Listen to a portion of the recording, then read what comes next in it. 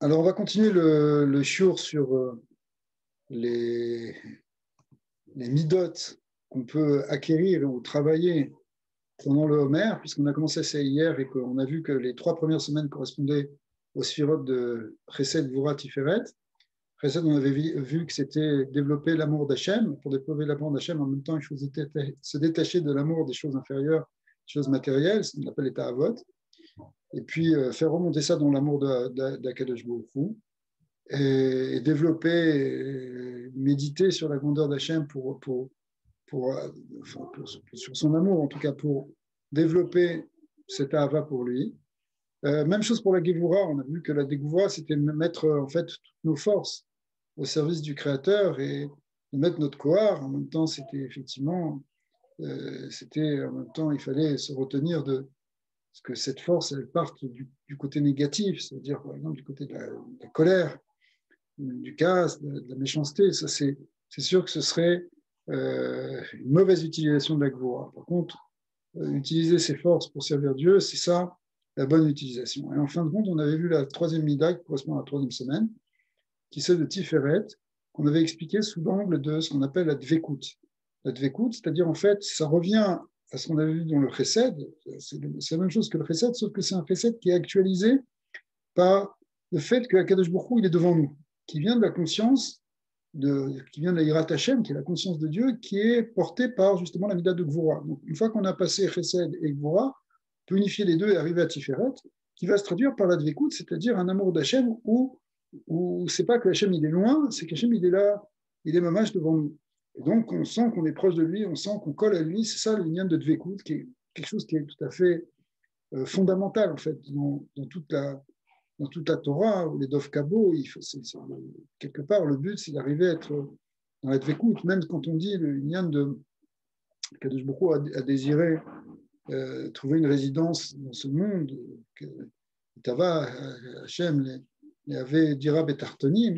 On va dire c'est Dira Betartonim, ça passe par cette notion de Dvekut, c'est-à-dire que les hommes vivent avec une conscience et avec une proximité avec Kadosh Baruch Hu. Ça, finalement, ça revient à ça, le lien de Dira Betartonim. Donc, ça dépend de l'amida de Tiferet. Ce soir, en plus, particulièrement, on est dans Tiferet chez Betiferet. Donc, c'est vraiment un moment où on peut complètement développer cette mida.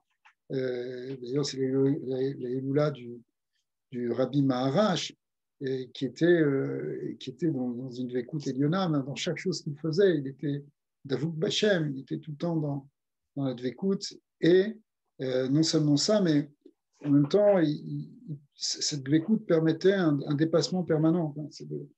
Le lien de Tiferet, c'est marqué dans d'autres svarim. Dans le Bala Sulam explique que le lien de Tiferet, en réalité, c'est ce qu'on appelle le Kavemtsei. Effectivement, c'est ce qui est la réunion entre le droit et la gauche. Entre la droite et la gauche, mais cette réunion-là, elle permet d'accéder justement à ce qui vient de l'axe central, c'est-à-dire le rayon du Or Ein Sof. Donc Tiferet, c'est Davouk en réalité Ben Sof. C'est Dvekut Ben Sof. Et ça, cette Dvekut Ben Sof, elle fait qu'il n'y a pas de limite, puisque justement, on est dans quelque chose qui est limité. Ça, peut-être ce que le Rabbi Maharash disait quand il disait que les Khatrila, le river, qu'on peut aller au départ, on peut dépasser, dès le début, on peut se mettre dans une position où on va dépasser les limites. On voit pas la limite, en fait. On voit pas la limite. Pas dans le mal, évidemment, bien sûr que non, puisque ça, c'est justement quelque chose dont il faudrait s'éloigner. Mais au contraire, dans le bien, c'est-à-dire quand on veut faire quelque chose, on peut le réaliser parce qu'on n'est pas limité. Parce que fondamentalement, on n'est pas limité. Mais pourquoi on n'est pas limité? Parce que on est connecté avec l'infini. C'est ça le lien de Dvekut. Quand tu es connecté avec l'infini, alors quelque part, tu es infini. Si tu es infini, normalement, il n'y a pas de limite. C'est pour ça que la Emouna, à ce moment-là, elle doit être Shenema. Le Tiferet, en fait, c'est ça qui va. On sort un petit peu apparemment du sujet, mais en fait, non. Tiferet, c'est ça qui, normalement, est toujours associé à Malchut. Yichud, Tiferet, de Malchut, Zerampin, Venugba. Et Zerampin étant Beikar Tiferet, les autres sphirotes étant en fait en quelque sorte ce qui pivote autour de Tiferet. Tiferet, c'est le point central de tout Ça et de tout Zerampin, de tout le côté masculin. Mais Tiferet a pour but de s'unir avec Malchut. Malchut étant la Emouna, en fait, c'est c'est quand on a cette écoute avec Hachem, on a cette écoute avec l'infini, et bien forcément, ça va renforcer la Emouna. C'est ça le lien du Yichud avec la Malchut, c'est-à-dire que la Emouna, elle va sortir beaucoup plus forte à partir du moment où tu sens que aucune limite, en fait, ne peut s'opposer à la réalisation d'une mitzvah, ne peut s'opposer à une volonté de faire du bien.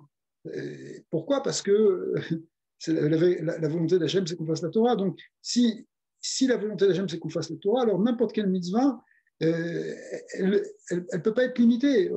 Et si on a ça, si on a cette idée justement de dvékout avec l'infini, qu'on peut faire des choses, que les Khatrila River, qu'on peut dépasser les obstacles, les Khatrila, alors évidemment la Emouna en sort complètement renforcée. C'est une Emouna qui devient Shlema, on est prêt même après on est prêt à tout, on n'a peur de rien finalement. Parce que le contraire de la Emouna, on pourrait dire, c'est la peur. Et cette peur-là, cette peur-là, elle disparaît parce que elle est renforcée complètement par la dvékout qu'on a dans Tiferet, qui elle-même comprend d'ailleurs l'union de Hava et Ira, et comme vous l'expliquez, c'est-à-dire aussi la Ira, non pas la peur, mais la crainte qui est révérentielle d'Hachem. Donc une fois qu'on a Tiferet, c'est ça qui va renforcer Malchut. Vous savez que dans la Merkava, il y a quatre piliers dans la Merkava. Les quatre piliers correspondent à Chesed, Gvura, Tiferet et Malchut. Une fois qu'on a Chesed, Gvura, Tiferet, Avram, Yitzhak et Yaakov, Mimélé, en quelque sorte, le quatrième pied va finir par apparaître, qui est celui de David, qui est celui de Malchut. Pourquoi? Parce que Tiferet va d'une certaine manière est là pour être Beyichoud avec Malchut, c'est-à-dire pour amener la Malchut. Une fois qu'on a dévoilé cette écoute avec l'Ensof, alors effectivement, on peut faire régner la Gdusha, on peut faire régner Hachem. Ok, maintenant, on va traiter la quatrième Mida, qui est la Mida de Netzar. Netzar, alors, en général, on connaît bien les trois premières, Chesed, Gvura, Tiferet, ça nous parle, on sait très bien, c'est Hava, Ira. Dvékout, c'est intéressant de l'avoir dit comme ça, parce que c'est souvent pas forcément comme ça qu'on dit, mais dans la Chassidoute, on a expliqué ici pourquoi ça s'appelle Dvékout. Mais Netzar, Od Yesod, c'est encore moins connu. Donc, il faut l'expliquer, mais en fait, c'est moins connu, ça dépend pour qui. Je suis sûr que parmi vous, il y en a qui ont déjà lu plusieurs fois ce que représente Netzar, Od et Yesod et Malchut. Alors, on va arriver tout de suite à Netzar, qui correspond effectivement à la quatrième semaine, c'est la quatrième Mida. Donc, est-ce qu'on y est? On y est, voilà. Je vois Révillite, c'est Netzar, donc c'est effectivement... encore une fois, on a expliqué hier, quand on dit que c'est la quatrième semaine, c'est aussi le quatrième jour dans chaque semaine, en fait. Hein. C'est pas seulement dans la semaine, et puis c'est pas seulement non plus dans le Homer, c'est dans tout temps qu'on doit travailler ces midotes, évidemment. Mais disons que pendant la semaine prochaine, ce sera quelque chose qui sera dans l'air du temps, pour dire comme ça. Donc, je vois réveiller, c'est Netzar. Netzar, il y a à quoi les Netzer. C'est quoi Netzar? Ben, Netzar, ça veut dire la force qui permet de vaincre. On l'avait vu dans un Mahamar du Rabbi là, cette année sur Yudjvat, qui parlait du corps de Netzar, de Shem Tsebakot, la force de vaincre, etc. Alors, c'est quoi hein? C'est vaincre contre quoi? Nous, on sait que contre quoi on se bat. C'est-à-dire que c'est la force qui va nous permettre de vaincre les forces négatives qui sont en nous et qui sont autour de nous. La force du Yetzirah, la force de nos ennemis. Et comment Comment on peut faire ça? Eh bien, il faut avoir une certaine chutzpah, en quelque sorte, une akshanout. Une akshanout, ça veut dire qu'on ne lâche pas. Hein. Être akshan, ça veut dire qu'on est persévérant, qu'on tient bon et qu'on ne se relâche pas. Ve'azout d'Ekdusha, la azout d'Ekdusha, c'est une sorte d'insolence, de Gdusha, où on va, en réalité, on n'a pas peur de faire une mitzvah, on ne craint pas les critiques intérieures et extérieures qui nous disent mais qui t'es toi pour faire ça, et pour qui tu te prends, etc. Non, tu fais parce que tu as à le faire. Comme chez un ish, il faut que tu prennes ta place, tu fasses ce que tu as à faire, tu n'as pas peur de faire une mitzvah, même si c'est en public, même si, etc. Et c'est aussi, le Netzar, c'est aussi de développer une forte volonté. C'est-à-dire que le fait d'avoir une volonté solide, qui tient bon, pas qui se décourage à chaque instant. Le découragement, c'est le contraire de Netzar. Ouais. Al-Kolmine Emniyot ve'afraot. Et ça va te permettre même de t'opposer à tous les obstacles, tout ce qui gêne. tu vas pas lâcher. Par exemple, tu as décidé d'étudier, eh bien, tu vas pas lâcher ton étude. Au bout de 3 jours, tu te relâches, tu te dis, bon, je fais chaque soir une demi-heure ou chaque jour, je fais une page, et je fais un DAF. Et puis, bon, 3 à 4 jours, tu as tenu, mais au bout du 5e jour, bon, il y a quelque chose qui te dérange, il y a un truc, puis alors tu retardes, tu dis, je finirai demain. Puis le lendemain, il y a encore un autre truc. Après, tu te dis, bon, tu as 2 DAF de retard. Et puis après, après, tu laisses tomber. Pourquoi? Parce qu'en fait, qu'est-ce qu'il a manqué? Il a manqué un corps dans le Ratson. Il a manqué une volonté. Et développer cette volonté, développer ce corps, c'est ça la force de Netzar. Donc, d'ailleurs, on voit que dans Netzar, il y a donc une notion de corps, une notion de force aussi, qu'on avait vu dans Gevura. C'est en fait, a priori, Netzar est sur le côté droit et Gevura sur le côté gauche. Mais en fait, d'une manière croisée, Netzar reçoit aussi de Gvura. Il reçoit de Chesed qui est au-dessus de lui, mais il reçoit aussi de Gvura. C'est pour ça que ce qui est, par exemple, Moshe Rabbeinu, on dit qu'il est Amida de Netzar. D'accord. C'est Netzar, c'est Moshe. Et dans les Ushpizin, par exemple, hein, enfin, un peu partout, mais on dit tout le temps dans les Ushpizin, puisque dans les Ushpizin, puis Arizal, eh bien, on a Avraham, Tzrak et Yaakov, Moshe, qui est donc le 4e, qui est donc la sphère de Netzar. Et Od, c'est Aaron HaKohen. Donc Aaron HaKohen, lui, il est Bechinat Od. D'un autre côté, Moshe Rabbeinu est Bechinat Netzar, mais on dit qu'il est le Lévi. Mais Lévi, normalement, c'est côté Gvura. Partout dans le Zohar, on voit que Kohen, c'est Chesed, Lévi, c'est Gvura. Donc, d'un côté, il y a Gvura qui est sur le côté gauche, d'un côté, il y a Netzar qui est sur le côté droit. Mais en fait, ça marche d'une manière croisée. C'est-à-dire qu'il y a quelque chose qui vient de Netzar et qui descend qui vient de Gvura et qui descend vers Netzar. Et inversement, il y a quelque chose qui vient de Chesed et qui descend vers Od. C'est pour ça qu'il y a que Aaron HaKohen qui est Bechinat Od, en réalité, il reçoit aussi de Chesed, puisqu'il est le Ish Chesed, il est le Kohen qui est du côté de Chesed. Donc, on voit que dans la Midat de Netzar, si on veut la développer, il faut qu'on développe aussi une certaine force, une force de résistance, une force de lutte. Et cette force de lutte, c'est une force essentiellement qui se base sur la volonté. C'est dans le Ratzon, en fait. Le but, en réalité, c'est quoi le travail? C'est de vaincre le Yetzer. Et tous ces arguments, tout le but, c'est d'arriver à faire la volonté divine.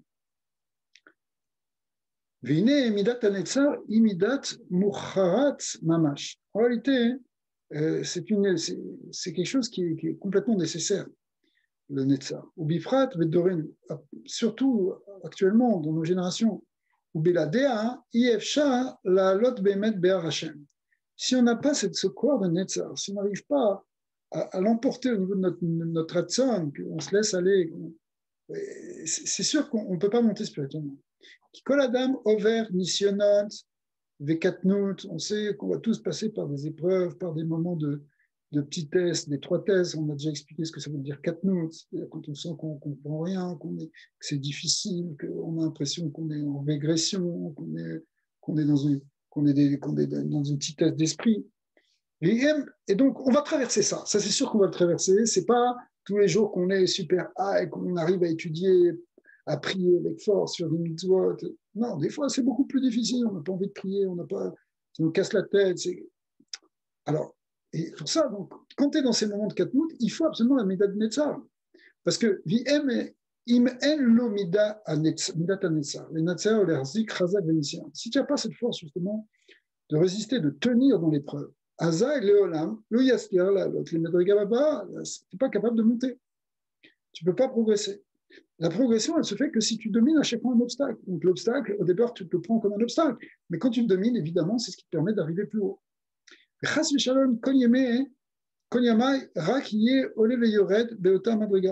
si c'est comme ça, si on n'arrive pas à l'emporter, alors on est tout le temps en train de buter sur le même obstacle.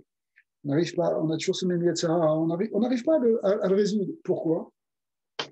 En réalité, il manque quelque chose au niveau de Netzar, cette nuit-là. Donc il faut vraiment développer Netzar pour pouvoir progresser.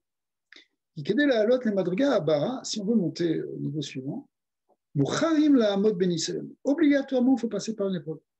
Ou bifrat benisyon de Katnout, et particulièrement ce qu'on appelle la mission de la Katnout, qui est justement cette étroitesse, cette difficulté qu'on a à comprendre, à faire, etc. Et là, il faut développer le Ratzon. Il faut développer le Ratzon qui est la force de Netzar. La reine, Mouchar kol Yehudi, liknot benafsho et amidata kedusha azot. Donc, on est obligé de développer ça. C'est quelque chose, on ne peut pas faire on peut pas dire, ouais, mais bon, moi, je veux un truc cool et je veux simplement, c'est ça, toujours agréable, toujours le Tanoug de la Torah, et je vais me faire mon kiff, mais je ne vais pas faire trop d'efforts, c'est pas trop pour moi. Et déjà, je suis bien comme je suis. Et voilà, c'est tout. On peut se laisser porter. J'ai déjà une base suffisante pour, euh, pour être pas trop mal spirituellement. Donc, j'ai pas besoin de pousser. C'est une erreur en réalité, parce que tout le but de la venue sur Terre, c'est de se rapprocher de la chaîne, c'est de monter, c'est de grandir. Donc, si on ne le fait pas, quand est-ce qu'on va le faire? Donc, la manière de le faire, c'est effectivement en passant les obstacles. C'est une course d'obstacles, en fin de compte. Et les obstacles, c'est des obstacles souvent intérieurs, justement de Katnout, des trois thèses, de petites thèses. Et là, il faut dominer et pas laisser l'Yitzhara rentrer. Il ne faut pas lui donner sa force, au contraire. Donc, c'est quelque chose qui est tout à fait fondamental à Midat de Netzah.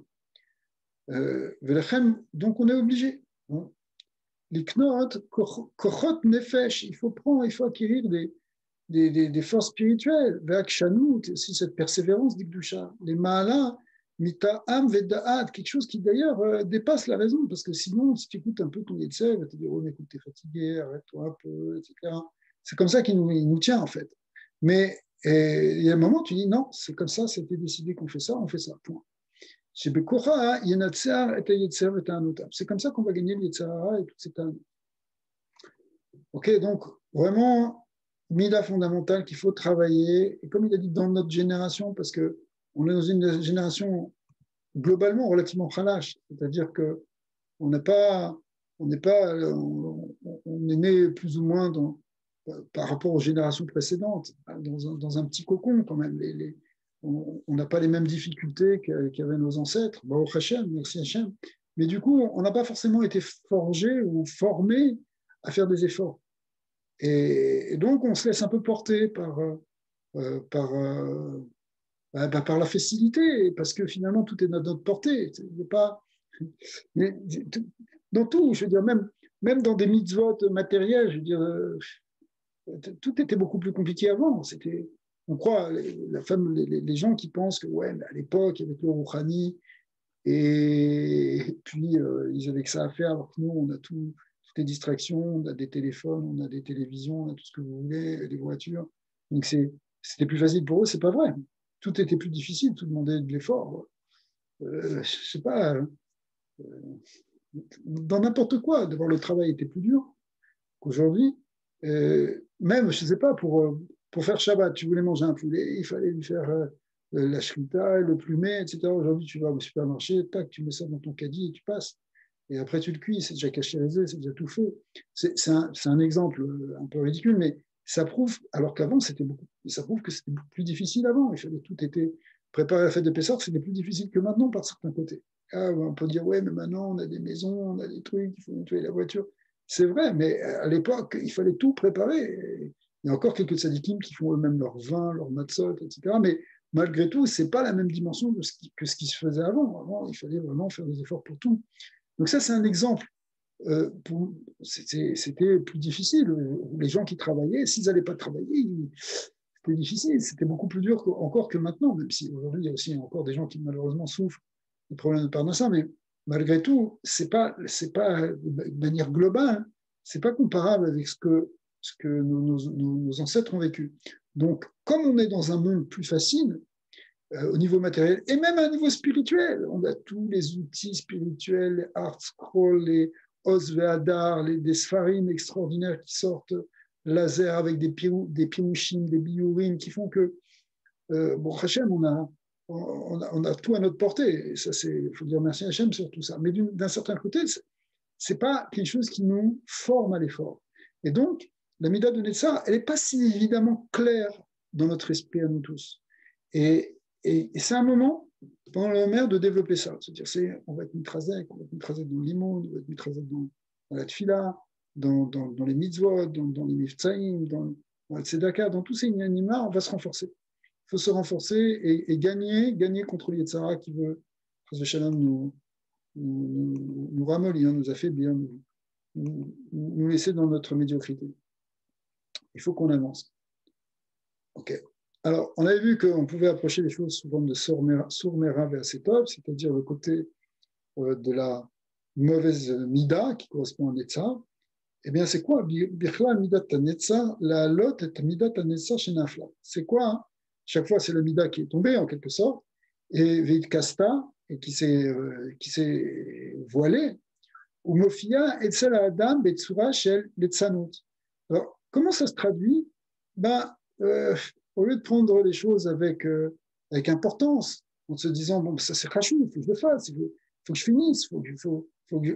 Non, tu dis, ah, c'est pas si grave, et tu mets ça sur le ton de la plaisanterie, et tu refroidis vers Gachat Krirout. Ça rappelle quoi, ça et Krirout, ça rappelle Amalek en fait. Hein. Amalek, c'est celui qui veut gagner la guerre. On doit gagner la guerre contre lui. Donc il faut faire très attention justement quand on commence à prendre les choses. Non, non, c'est pas grave, on fait des blagues. Il me vient au chour. Non, non, je viens pas au chour, tu commences à faire une blague. C'est pas bon ça. Pourquoi? Parce que sache qu'en fait, c'est Yetzara qui joue et tu n'as pas l'impression que c'est grave, puisque justement, ils ont fait une blague. Mais où il te refroidit, il te dit c'est pas la peine, qu'est-ce que tu vas faire? Encore un truc, encore un show, encore un limoud, c'est toujours pareil. Toutes ces phrases-là, c'est des phrases qui viennent du Yetzara, et qui viennent donc de Yetzara, qui s'appelle d'ailleurs à ce moment vraiment Amalek. Et donc, il faut Dafka le gagner. Dès que tu ressens ça, tac, ça veut dire attention, c'est un signe, il faut que tu rentres dans Netzar, il faut que tu développes la Minata Netzar. La Agbir était Aneemanut l'Hachem Yidbar. Bekoar Gadol, il faut que tu développes en fait et que tu renforces le feu de la fidélité pour Hachem. Il faut que tu sois fidèle à lui. C'est-à-dire pas que tu te relâches un coup, oui, un coup Hachem, un coup de l'autre côté. Non, il faut pas lâcher. Donc il faut une voura pour ça. Les Agvir et Hachem Aneemanut. Bekor Gadol, et ça avec une grande force. Donc il faut faire preuve de chizou tout le temps de 5 000 de Netzar. Vetov et Kavem Beshem Hashayat, Shiu Shem Avaya, Benikud, Chivik. Chivik, ou Vetor Kede Shechoshev Beshem Bemocho, Yargish Belibo, Od Veod, et Godel et Akshanut. Eman Hashem Itbarach, en même temps qu'on va méditer sur ce Shem avec le Nikud de Chivik, qui est le point en dessous, eh bien, il faudra développer dans notre cœur un sentiment de vouloir avoir d'être akshan, d'être têtu pour Hachem. Le Nikud Chirik, c'est le point qui est en dessous. Dans une Torah de Rabbi Nachman, dans le Torah Vav, il explique que justement ce point, s'explique aussi dans d'autres soirées, que ce point il représente justement, c'est la Nekuda qu'on met, c'est le point qui est tout en bas en quelque sorte. Bon, il y a d'autres Nekudas qui sont sous les lettres, mais le point, c'est le point unique en quelque sorte, donc c'est justement, ça peut représenter la Néphila. Donc Rabbi Nachman, il explique que le chiri qui correspond à la Néphila. Et la Néphila, c'est justement comment tu fais pour pas tomber, pour pas te refroidir, pour pas te relâcher, il faut que tu développes la Mida de Netzar. C'est-à-dire que la Mida de Netzar, c'est ce qui vient contrebalancer, c'est pas la Néphila, c'est ce qui contrebalance la tentative de Néphila, d'accord, de chute et de descente. Donc ce qui empêche de descendre et de se relâcher, c'est Midat la Netzar. Et c'est ça qu'il faut essayer de développer, en particulier pendant la 4e semaine de l'année. Ok, on a vu pour Netzar, on va attaquer Od. Donc Od, c'est la 5e semaine. Midat à Od, il y en a les Odot ou les Akir Behemet. Donc évidemment, c'est la notion de Oda. Oda, ça veut dire remercier, reconnaître, sincèrement. Les Akir, chez Kol HaMetziut, Irak Hashem Idbar. D'abord, premièrement, c'est reconnaître que tout ce qui existe, ça vient d'Hachem, c'est même Hachem en fait. Shiwa Sholet, Manig, Boré, Ve'ameave. C'est quoi? Ça veut dire qu'il est, il est en fait celui qui domine, celui qui dirige, celui qui crée, celui qui fait être. Ve'u Chayut Akol, il est la vitalité, c'est lui qui donne la vitalité. Donc ça, c'est quand on prend conscience de ça et qu'on le reconnaît, c'est pas seulement on prend conscience, mais qu'on l'affirme, soit sous forme de remerciement, soit sous forme de conduite, eh bien, ça s'appelle la mida de Hod. Ou les Akir chez Be'alama, ou les Vado Kolametsu.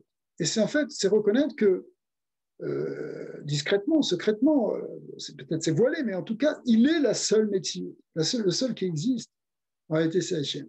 D'accord. Bien sûr, c'est voilé parce qu'il y a le monde avec des créatures, etc. Mais au fond, derrière, la seule métier, c'est la métier divine. Donc, quand on a conscience de ça, lorsqu'on vit avec ça, hein, là, on développe ce qu'on appelle la mida de Hod. Et c'est aussi fondamental. On va voir pourquoi. Il y a l'idée chez Adam, si on arrive à vivre avec ça, on vit cette notion.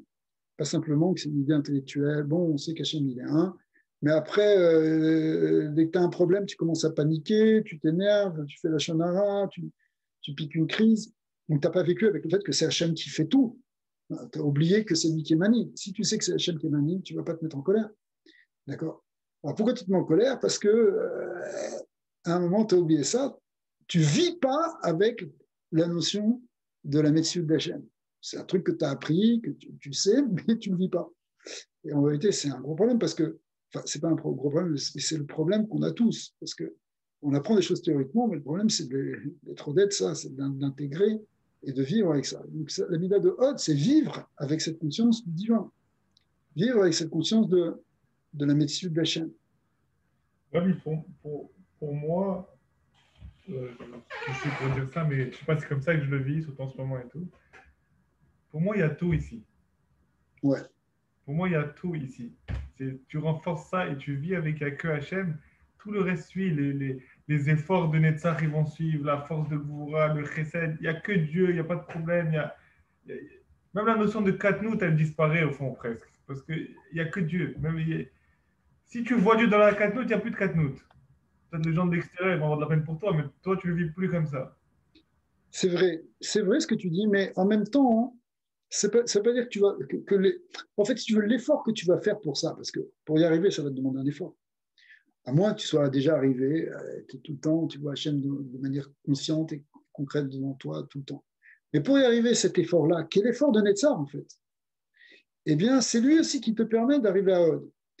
Le Zohar, il dit que Netzar ve'Hod très palgé goufa. En réalité, on aurait presque pu dire que Netzar et Hod, c'est une seule mitzvah, c'est une seule mida. C'est comme deux pôles de la même mida. C'est très palgé goufa, ça veut dire deux parties d'un même corps, c'est-à-dire deux parties d'une même mida. Parce que le Yetzara, on a vu, il vient te refroidir. Il vient te dire, bah non, tout ça, c'est pas important. Et c'est pas important. C'est pas important. Pourquoi c'est pas important? Parce que le Yetzara préfère que tu restes dans l'inconscience. Il préfère que tu restes dans l'obscurité, que tu ne vois pas qu'il y a Hachem partout. Vraiment, on touche le Inyan là, parce que Amalek, c'est celui qui veut enlever l'idée de Dieu dans le monde. On ne vive plus avec Hachem, tu vois. Et donc, vivre avec Hachem et reconnaître que c'est Hachem, d'un côté, c'est deux facettes. La facette, c'est d'être modé, et l'autre facette, c'est celle de Netza. C'est celle de dire non au Yetzara. D'accord. Donc, c'est la même chose, parce que Yetzara, lui, il veut te faire oublier ça. Il veut t'amener la shikha, alors que toi, tu dois avoir le zecher, au contraire, la conscience. Donc, les deux, l'un va avec l'autre. C'est deux facettes d'une même chose. Je comprends ce que vous dites, qu'un va avec l'autre, surtout dans ce cas-là, etc. Mais moi, ce que je veux dire, c'est que dans ma tête, à moins que je me trompe, mais que. Et c'est bizarre parce que même dans l'emplacement de Hod, c'est ça peut-être mon questionnement, c'est qu'on dirait que c'est la finalité. Vous voyez ce que je veux dire? On dirait que le but de toutes ces avodotes traduites par ces autres sphérotes, c'est d'arriver à vivre avec Hachem. Après, peut-être ça va s'appeler Advekut comme dans Tiferet, je ne sais pas comment on va l'appeler, peu importe. Mais D'un certain côté, tu as raison dans la vision des Mekoubalim, c'est que même si on parle de 7 midot, on a dit 7 midot, les 7 roïm, etc., les 7 attributs, les 7 voies de faire Netzar, Odisson, Malchut, malgré tout, en fait, au fond, il s'accorde à dire qu'il y a 5 midot. Chesed, Gvura, Tiferet, Netzar, Od. Alors, qu'est-ce que c'est Yesod et Malchut? Yesod et Malchut, c'est rien que la synthèse, une première synthèse, une totalisation des midot qu'on va voir dans Yesod, et après une nouvelle synthèse qui permet de nous ramener à l'unité d'une certaine manière, qui est la notion de Malchut. Mais au fond, il y a 5 chasadim, 5 Gvurot, 5 midot, okay, et qui sont, qui sont en fait le Yad, Hashem, etc. Donc, les 5 doigts de la main. Et donc, effectivement, de ce point de vue-là, Od étant la 5e Mida, elle est en même temps la Mida finale. Après, c'est simplement de reprendre la synthèse de tout, ouais, de tout totaliser. Mais l'amida, au final, d'ailleurs, il y a quelqu'un dans notre dor qui répète sans arrêt ça, c'est le Rav Arouche, le Rav Breslev, Rav Shalom Arouche, voilà, et qui lui écrit plusieurs livres là-dessus. D'ailleurs, il a écrit un livre sur la Oda, et il dit que ce qu'on doit faire maintenant dans notre dor, c'est être modèle, c'est remercier. C'est-à-dire que d'arriver à la Oda. Si on fait la Oda, c'est ça qui nous manque pour entrer dans la Géoula. C'est ça qui va nous faire entrer dans la Géoula. Il développe beaucoup ce concept-là, que c'est vrai qu'on doit prier pour tout et demander pour tout, etc. Mais finalement, on est arrivé à un point où il y a une fila qui va l'emporter sur tout, qui va tout ramener dans le bien, qui est la Oda, de dire merci. Effectivement, si tu es capable de dire merci dans ta vie, et merci Hachem, de reconnaître que c'est Hachem, de voir Hachem dans tout, effectivement, d'une certaine manière, tu as déjà tout. Mais ce que je voulais te dire, c'est que pour arriver à la Oda, les midot, elles s'enchaînent les unes à la suite des autres. En vérité, ce qu'on a vu, c'est que le chesed, c'est la mida principale. Et après, c'est simplement, puisque c'est la lumière divine. Et après, c'est la conscience de la lumière divine. Donc, ou le dévoilement de cette lumière divine. C'est ça le mida de chesed. Donc, en fin de compte, après, même la Oda, dans le Od, il y a une révélation du chesed. D'ailleurs, ce qu'on a dit tout à l'heure, quand on parlait de Aaron Cohen, qui est le Ish Chesed, mais qui est en même temps le Cohen Gadol Mida de Od. Donc, il est à la fois du côté droit du Or de Chesed, et en même temps, finalement, l'aboutissement de ce Chesed, c'est quand on voit le Cohen Gadol qui sort du Kodesh HaKodashim, avec ses vêtements qui est rayonnant de gloire divine. Eh bien, ça représente le Kodesh HaKodashim du Beth Amikdash. Et il révèle en réalité le Or HaChesed, le Or Elyon qui est là depuis le début de Maaseh Bereshit. C'est ce qu'on voit, d'ailleurs, le Kohen Gadol, c'est ce qu'on voit aussi chez le Tzadik. Là, tu vois un Tzadik dans son rayonnement, dans son ziv, dans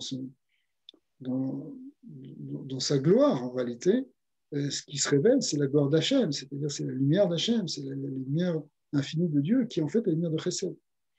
Donc, effectivement, d'une certaine manière, la révélation de Chesed, elle va se faire déjà pas mal au niveau de Od. En fait, elle se révèle dans Chesed, dans Gvura, dans Tefa, dans Netza.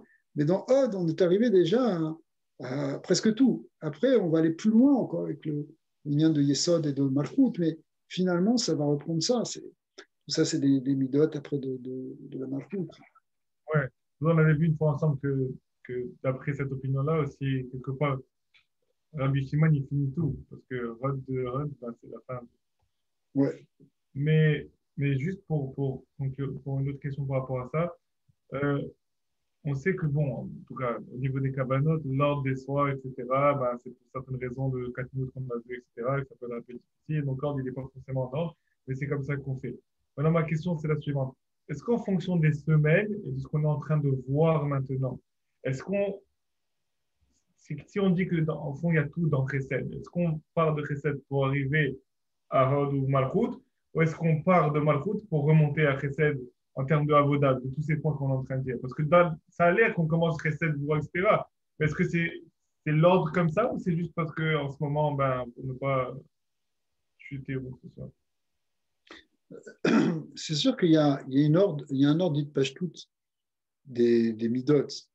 Mais maintenant, après, dans notre vie quotidienne, si tu veux, ben, des fois, Pitom, on est plus amené à travailler sur Netzar, des fois plus à travailler sur Gvura, plus à travailler en fonction de ce qui se passe en nous, quoi, on pourrait dire. Donc après, ça dépend évidemment de la Hanaga d'Hachem par rapport à chaque individu. Mais il y a une yann de Milmala les Mata, Mimata les Maala.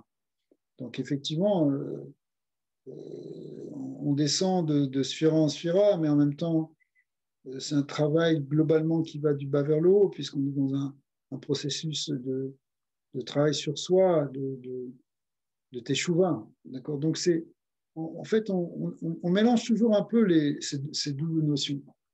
Mais on va voir après, quand on va être dans Malchut, comment Malchut, finalement, elle permet de faire la synthèse de tout ça et de retrouver en bas ce qu'on avait en haut. vous avez expliqué une fois, bon, je ne vais pas faire trop mélanger les choses, mais par rapport au maître d'Afka, même la Kavana, c'est que quand on parle de, disons, Chesed Shebe Chesed, ah ben c'est le Keli, mais la lumière qui rentre, ben c'est Malchut qui rentre et que chaque jour ça descend en fait. Alors on a C'est juste. les deux. Oui, c'est vrai. C'est vrai, absolument. Ok, on va essayer de reprendre un petit peu le texte.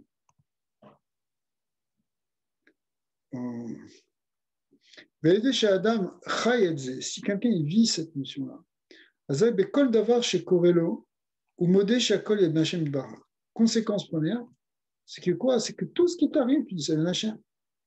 Donc, que ce soit bien, que ce soit pas bien d'ailleurs, apparemment. Moi, tu dis que tout vient d'Akadosh Baruch Hu, tu le remercies pour tout.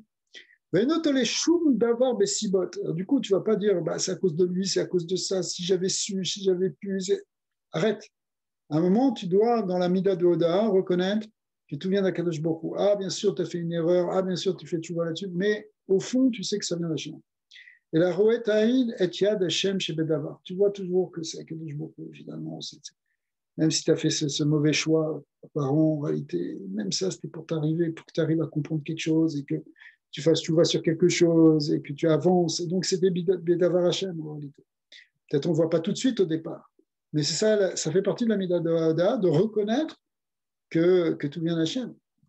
Gamano, alors du coup aussi, tu vois, pour les bonnes choses, tu ne vas pas t'en enorgueillir.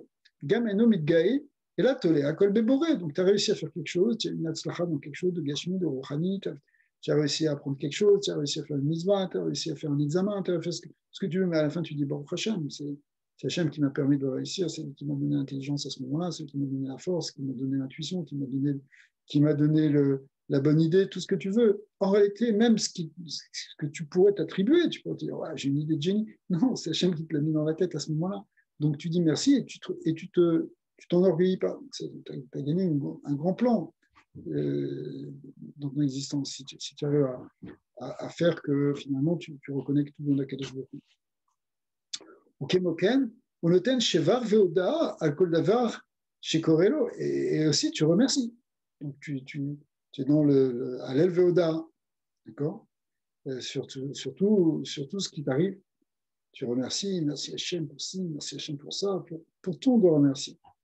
Qui m'équipe, chez Kol Atovot Hachem Bahar, tu vois que tous les bienfaits, ils viennent d'Hachem, les vados, c'est lui, il n'y a rien que lui qui est derrière. Gamodé, Alma Shinirera, qui Yodea Shakol et Tova.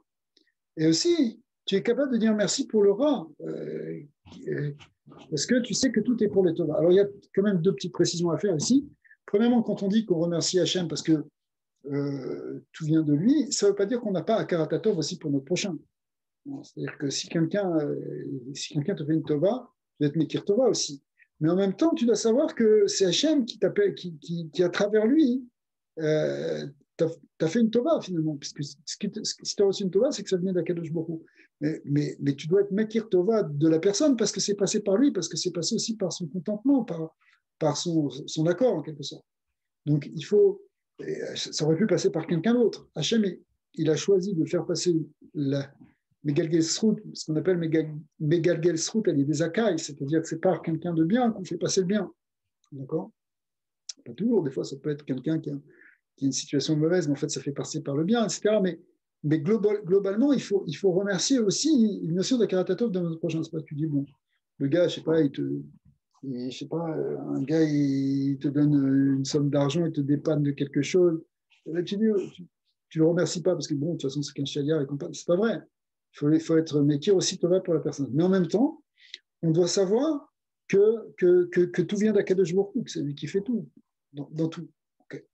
C'est la première chose qu'il faut préciser. Deuxième chose qu'il faut préciser, puisqu'on voit qu'il faut une idée aussi de remercier Hachem pour le rat, puisqu'en fait tout vient de là et tout vient d'Hachem. Donc ce qui nous apparaît comme un rat Bechitzoniut, en réalité c'est Akol et Tova, c'est aussi un bien Bepninut, donc il faudrait aussi le remercier. C'est vrai, mais il y a pas une certaine limite, mais il y a une certaine précision à faire. C'est que ça vient à l'issue d'un travail, ça. Tu ne peux pas réellement dire bah, le mal c'est un bien, il y a du bien, alors quelque chose qui est vraiment mal extérieurement. Non, c'est tout un travail d'arriver à comprendre que c'est à Kol et Tova. Si ça ne correspond pas à quelque chose de perçu intérieurement, mais c'est une espèce d'auto-persuasion, c'est pas bon. C'est pas bon parce que ça permet plus de voir la réalité et la distinction entre le bien et le mal. Il y a une avdala à faire entre le tov et le ra. C'est pas qu'on dit qu'il n'y a que du tov et que le ra n'existe pas.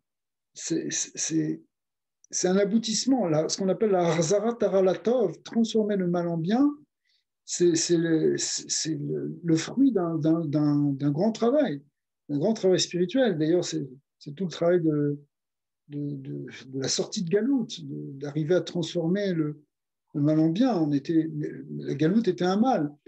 Voir du bien, voir qu'en réalité on a été formé grâce à cela, qu'on a sorti des fruits, etc. grâce à ça, voir que c'était les Tova, c'est tout un travail. Mais quelque chose qui est mal, tu ne peux pas aller voir quelqu'un qui a un malheur, et lui dire mais écoute, c'est pour le bien, qu'est-ce que tu as, pourquoi tu te plains? Ça ne va pas. Il faut que la personne, elle le dise par elle-même et qu'elle le dise par elle-même lorsqu'elle le vivra par elle-même. Tu peux dire Gamzul et Tova par Emouna, mais en réalité, il faut que cette Emouna, elle soit vécue. Donc, il y a un travail à faire. Donc, ça, c'est le travail de Hod, justement. Ça fait partie du travail de Hod d'arriver à, à faire ce remerciement aussi pour quelque chose de mal, mais ce n'est pas comme ça froidement, tu ne peux pas le faire comme ça. Ou alors, tu développes vraiment un corps de Emouna et tu dis, même si je ne le vois pas, même si je ne le comprends pas, mais je suis sûr que c'est pour le bien, je te remercie. Ça, c'est vrai que ça, c'est quelque chose qui est à notre portée. Mais dire, il n'y a pas de mal, que le mal et le bien, c'est exactement la même chose, ce n'est pas vrai. D'ailleurs, c'est même Karov, la picorçou de voir les choses comme ça. Il y a le tov et le ra, simplement, il faut arriver à voir ce qu'il y a derrière le ra, ce qu'il y a la pnimiut du ra, mais pas dire que c'est la même chose, c'est pas la même chose. Donc, mais quand on arrive à être modé, finalement, c'est aussi ce qui permet la chazara du tov, du ra en tov. C'est ça ce qui permet cette transformation, c'est justement cette oda. Mais c'est une avoda, c'est la avoda à faire en quelque sorte. C'est une avoda qui n'est pas forcément facile pour tout le monde, mais en même temps, on peut arriver à un point où on dit, même si je ne comprends pas, mais je te remercie parce que je suis sûr que c'est pour le bien. Mais je ne sais pas encore que c'est pour le bien. Je ne peux pas dire vraiment encore. Je suis sûr que ça ne peut être que pour le bien parce que c'est la logique de ce que nous ont dit nos maîtres. Mais à part ça, pour l'instant, je ne le vois pas. Donc,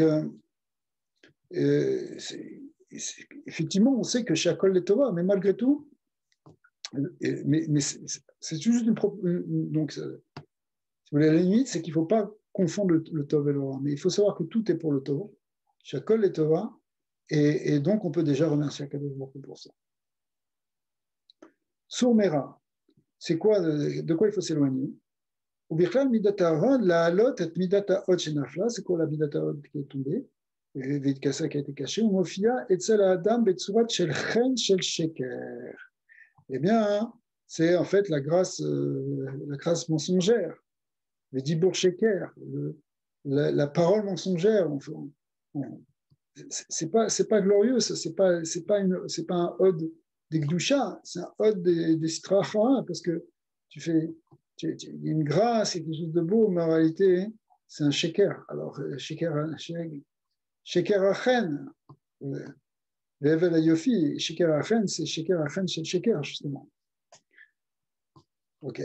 Donc, il faut faire attention aussi de ne pas tomber dans une forme de mensonge, de faire croire qu'on est bien, qu'on est beau, qu'on est spirituellement, alors que ce n'est pas vrai.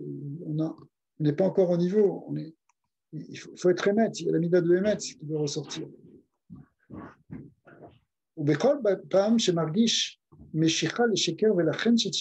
C'est-à-dire qu'on est attiré par le mensonge ou par ce qui est mensonger. להגביר את הנאמנות להשם יתברך, il faut montrer que tu es maître, que tu es fidèle, que tu es sincère pour Hachem. Léodot ou les hardir, le corps gadol. Et il faut remercier et intégrer ça de manière forte. Shakol ze rak Hachem yitbarach, que tout ça, c'est rien qu'Hachem. Tu ne peux pas faire un compromis avec le sheker. Il n'y a rien qu'Hachem, c'est tout le point. Gamarno, arrête ni de t'attribuer ça, ni de faire ci, ni de croire ça, ni de mensonge ça. Enfin, on rentre un peu dans. Enrober les choses pour pas regarder les choses en vrai, mais c'est pas vrai. Il faut au contraire être émettre. Et Tov, les Kaven, Beshem, Hashayar, Shi'u, Shem, Avaya, Benikud, Kubutz, c'est-à-dire en fait, Shoshan et Kudot, en diagonale, Vetor, Kede, Shechoshev, Beshem, Mbomochu, Yargish, Belibo, Od, Veod, Et Godola, Oda, Mitat Hashem, Barar. Donc on peut faire cette méditation en regardant, en pensant, et en pensant au Shem, Avaya, Benikud, Kubutz, plus, eh bien, développant dans notre cœur cette idée de Od. Oui, mais ça, c'est ce dernier point-là, sur la Némanout, c'est comme un peu tout ce qui se passe pendant cette période, non? C'est-à-dire, ces Nissariennes, ils viennent, au fond. C'est ce qu'on avait vu, c'est que c'était un test pour savoir si on est fidèle. Comme l'histoire de la femme Sota qu'on avait vu dans un autre chiant, où le Zohar il compare la période du Homer avec la période de Shevanekim, du père, qui est le lien de Bdika, et aussi il compare la mincha du Homer avec la mincha de la femme Sota, qui est en fait un test pour savoir s'il est resté fidèle ou pas. Donc, est-ce qu'on est fidèle? Est-ce qu'on est fidèle à notre mari, c'est-à-dire à Kadosh Baruch Hu? Est-ce que la Knesset Israël est restée fidèle ou pas? C'est le test du Homer. C'est le test aussi, dit le Zohar, de la fin de la Galoute. On nous fait boire les eaux les Ménidas, les eaux justement de la femme Sota, hein, pour voir qui sont en fait les épreuves de la fin de la Galoute, qu'on a Bessat Hashem déjà passé. Et on a déjà passé ces épreuves. Il reste un petit peu des tout petits Shiraïm, là, ce qu'on vit. Et Bezat Hashem, la Géoula est en train de se dévoiler. Mais il y a eu ce test pour savoir si on va rester fidèle. Le cas Israël a montré qu'il est resté fidèle quand même. Bon, Hashem. On est là, voilà, on est encore là en train de faire des shurim de Torah. Voilà, vous êtes là, une jeunesse qui pourrait faire autre chose à l'heure d'Internet. Et bien, vous êtes sur Internet, vous êtes en train de faire des shurim de Torah. Ça prouve que Knesset Israël, elle est restée fidèle à son Dieu. Maintenant, c'est intéressant parce que le test de la galoute, je ne sais pas si c'est une idée qui me vient maintenant, je ne sais pas si vous êtes d'accord, parce que vous avez le droit de ne pas être d'accord non plus. Mais le test de la galoute, en même temps, qu'on a à vivre, nous, en ce moment, hein, ce n'est pas le même test que ce qu'ont vécu le peuple juif dans la première partie du XXe siècle. Mais depuis la deuxième partie du XXe siècle, et a fortiori maintenant, il y a un Isaïon on teste si tu es fidèle, pas parce que tu renies, parce que tu as trop d'épreuves, mais parce que on t'a ouvert toutes les portes. Donc on t'ouvre toutes les portes, tout est ouvert.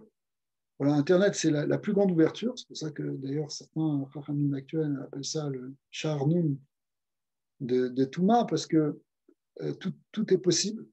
D'accord? Et c'est vraiment, aujourd'hui, encore plus là, pendant cette période de Covid, le monde, il est là, il est sur le net, en fait, quelque part. Puisque le reste, bon, on ne sort pas de chez nous, plus ou moins. Quoi. C'est pour schématiser un petit peu, mais c'est ce qui se passe pour le monde entier. En tout cas, on a traversé ce genre de période. Donc, le monde, il est là. Et en même temps, dans ce monde-là, tout est possible, tout est ouvert, pas de schéma. Et voilà que en fait, cette ouverture, elle a commencé depuis justement la deuxième partie du XXe siècle, où on est sorti des ghettos, on est sorti des enfermements. Donc, tout est ouvert. Et là, c'est un vrai test aussi, parce que est-ce que tu restes fidèle à Hachem ou pas? Avant, le test qu'on avait dans la première partie du XXe siècle, c'était tu te prends des coups sur la tête, est-ce que tu tournes le dos et tu renies Hachem? Maintenant, c'est différent, tu peux faire ce que tu veux, on ne t'embête pas, on te laisse tout ce que tu veux, tout est possible pour toi, tu prends la direction que tu veux. Il n'y a personne qui va te dire quoi que ce soit, ni dans le peuple juif, ni dans les nations. C'est incroyable. Je veux dire, quand quelqu'un il naissait dans une petite ville juive ou dans un ghetto ou dans un méla, il n'avait pas le choix. Il ne connaissait rien d'autre que, entre guillemets, c'est un peu caricatural ce que je dis, mais c'était une société beaucoup plus fermée. Donc, en même temps, il n'y avait pas ces missionnaires, mais dès que ça s'ouvre, vous allez me dire, c'était déjà. On peut partir d'un côté ou de l'autre. Et c'est intéressant parce que c'est peut-être encore plus fort aujourd'hui, parce qu'on voit quand il y a eu les mouvements d'assimilation et d'émancipation au XVIIIe, au XIXe siècle surtout, qui ont abouti à ce qu'on a vu en Europe occidentale, où il y a eu quand même un grand affaiblissement, voire une perte même du judaïsme, eh bien, dans certains endroits. Et aujourd'hui, bon, il y a encore plus cette possibilité-là. Et effectivement, il y a aussi des gens qui, en quelque sorte, s'éloignent de leurs sources, s'éloignent de leurs racines. Mais en même temps, il y a beaucoup de gens qui se rapprochent de leurs racines. Il y a un mouvement de Teshuvah qui est énorme, qui a commencé dans les années 70, essentiellement 70-80, qui a été d'ailleurs beaucoup initié et développé par le rabbi Lubavitch. C'est lui qui a poussé d'une certaine manière le monde à faire tchouva, comme on a vu aussi pendant le shiur que Morgenstern nous expliquait que quand le rabbi a lancé la campagne des téphilines correspondent à la sphère de Bina, de Ima, Beika, d'accord, de Rachid surtout. Et que le lien de Bina, c'est le lien de tchouva, il a fait descendre dans le monde le coureur de tchouva. C'est pas simplement qu'il a rapproché des gens dans les tuines, c'est qu'il a ramené les gens à la tchouva. Et cette force-là, elle continue aujourd'hui. Il y a beaucoup de gens qui font Teshuvah, des jeunes qui veulent étudier la Torah.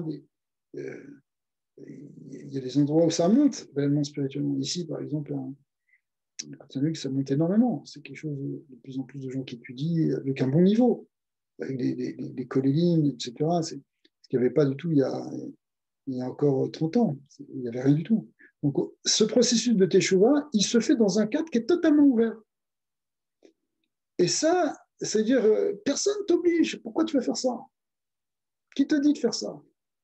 Qui te dit, tu as toute la gâche-mioute devant toi, tu as toute la possibilité, toutes les possibilités matérielles sont. Il n'y a pas d'entrave. Pourquoi tu vas choisir la Torah? Là, ça montre réellement à Hachem qu'on est fidèle. Parce que tu es fidèle quand tu es libre. Quand tu es complètement libre et que tu montres que tu veux Hachem, là, tu montres vraiment ta fidélité. Donc, on est en quelque sorte en train de manifester aujourd'hui réellement qu'on a passé l'épreuve des eaux de la Sota, qu'on peut maintenant, et qu'au contraire, même puisqu'on a bu ces eaux, elles vont nous amener toutes les bénédictions, y compris celle de Veyalda Zachar, qui est Isha qui Tazria Veyalda Zachar, qui est une liane de Mashiach. Parce que la Sota, si elle n'avait pas d'enfant garçon, elle va avoir des garçons. Donc, c'est Knesset Israël, si elle n'avait pas encore accouché du Mashiach de manière définitive, elle avait accouché de Tzadikim, mais qui n'était pas encore le Mashiach, et bien maintenant, elle va accoucher du Mashiach, c'est-à-dire il y a quelque chose qui est encore. Ok, alors je crois qu'on a fini maintenant pour la mida de Hod. Peut-être on laisse Yesod du Malchut pour demain. Petit cours. Ok? Vous voulez encore? Encore. Comme vous voulez. Vous voulez, Si vous voulez les faire ensemble, c'est pour ça que vous voulez faire demain, mais si vous voulez continuer, ça ou. non, parce que je voulais développer aussi Yesod du Malchut de Tachin. Il ne faut pas débattre. Bien. Mais bon, voilà, Bezat Hashem, il faut se renforcer. Tout l'union, c'est Netza et Hod, c'est un lien de Traskout, faut être mitrazek. Mais le lien de Hoda, effectivement, c'est vraiment la Avoda qu'on a à faire aujourd'hui. Rabbi Nachman, il va plus loin que ça, il dit que quand tu es modé Hachem, quand tu remercies Hachem, tu es même à tek les dinim. D'ailleurs, dans les Gvorot, en fin de compte, la Gvora la plus dure au départ, c'est celle de Hod, parce que Hod, c'est dans les surat, c'est ce qui se tient à gauche et en bas. C'est pour ça que c'est le chorège de la galoute.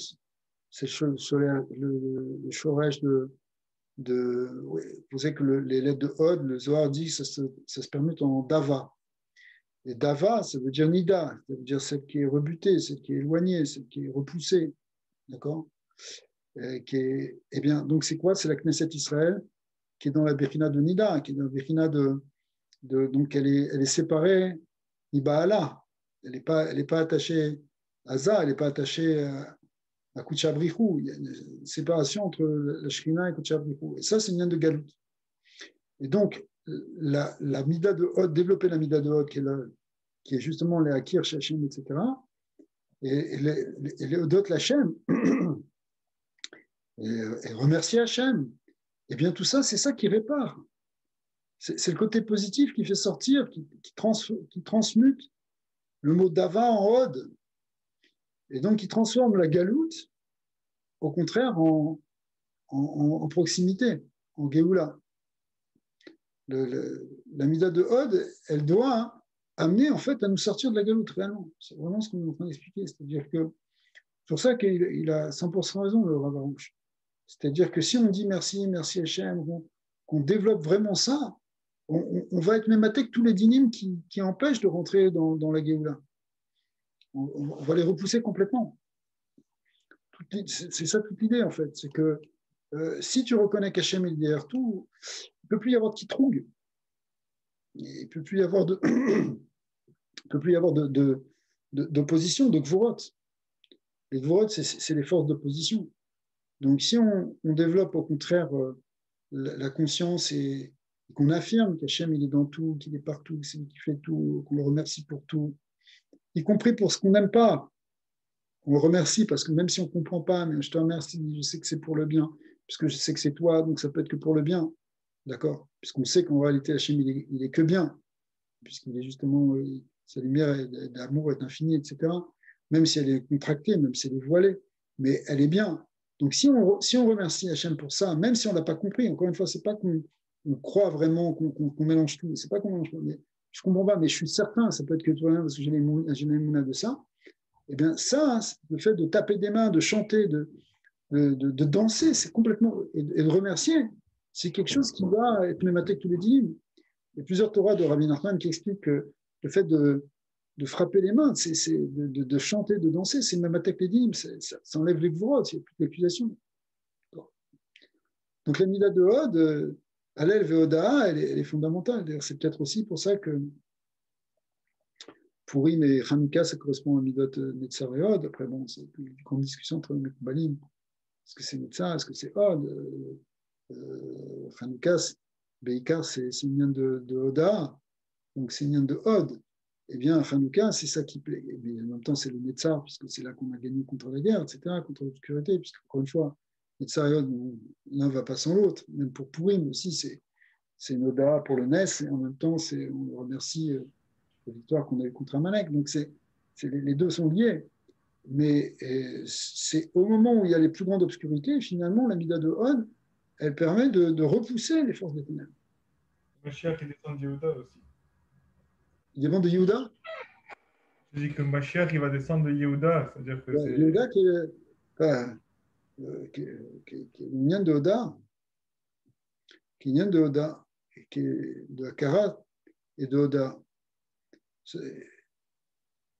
C'est sûr que la Géoula, elle vient de là, tu as raison, 100%. Ouais, il faut se renforcer dans ça. C'est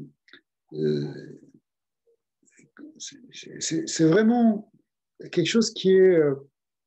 Tu as probablement raison quand tu dis que ça contient tout et que ça contient même le Netzar d'une certaine manière. C'est-à-dire que c'est ce qu'il y a de plus. C'est ce qu'il y a de plus fondamental à faire, en tout cas aujourd'hui. Dans cette période-là, où Hachem il a commencé déjà à dévoiler beaucoup de Tovot, même s'il y a encore des Tsarot.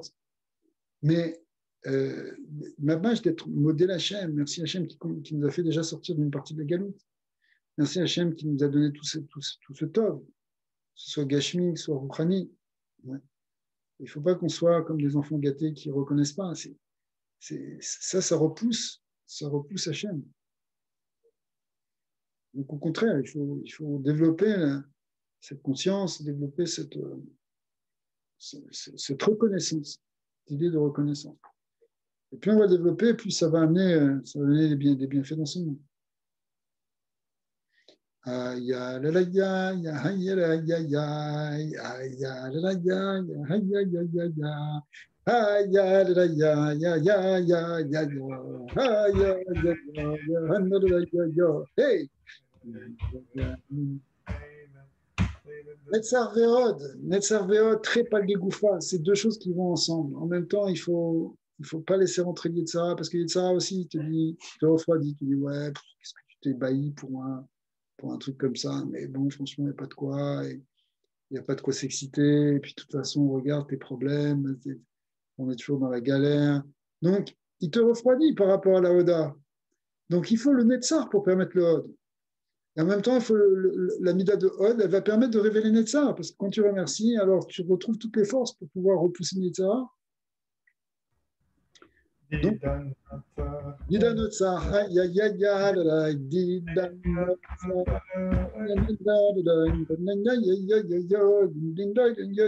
on est victorieux.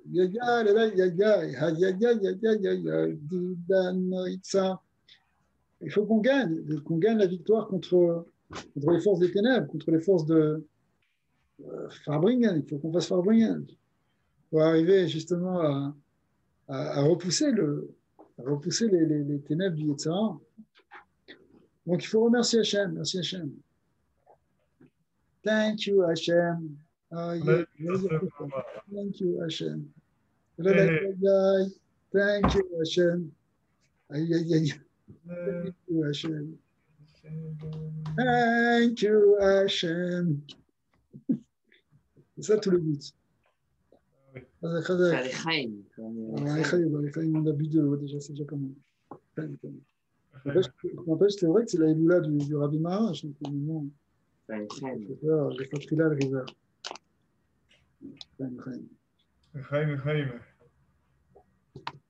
Oh, Hashem. Khatke la river. Ah, les deux. C'est quoi l'air de Khatke la river? C'est Aïe, aïe, aïe, aïe. non, encore. Ya, ya, ya, ya, ya, ya, ya, Khazak Gabriel, aïe, aïe, aïe. Gabriel, sors ta flûte. Ya, ya, ya, hey, aïe, aïe, aïe, aïe, ya, ya. Aïe, aïe, aïe, aïe,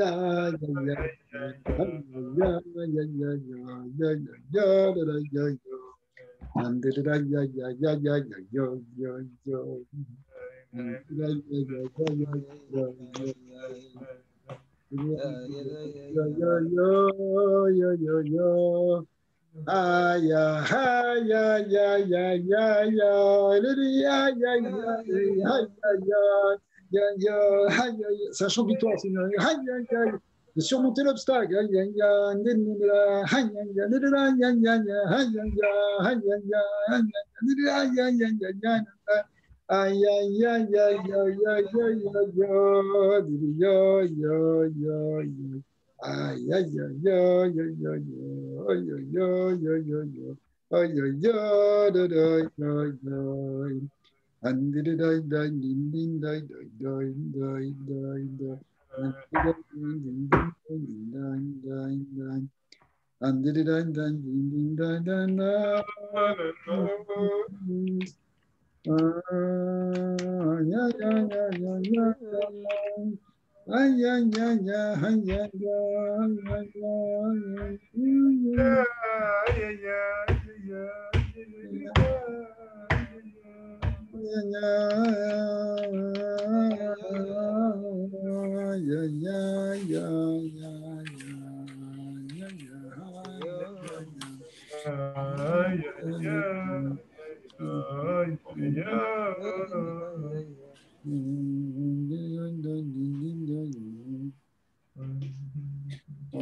Hachem. Est-ce qu'on a fait un petit volume de la fratrie de la rivière? Où est la flûte?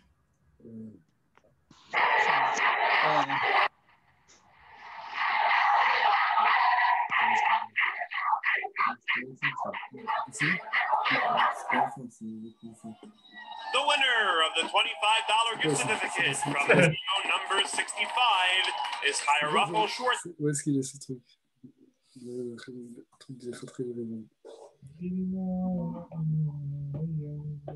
c'est ça?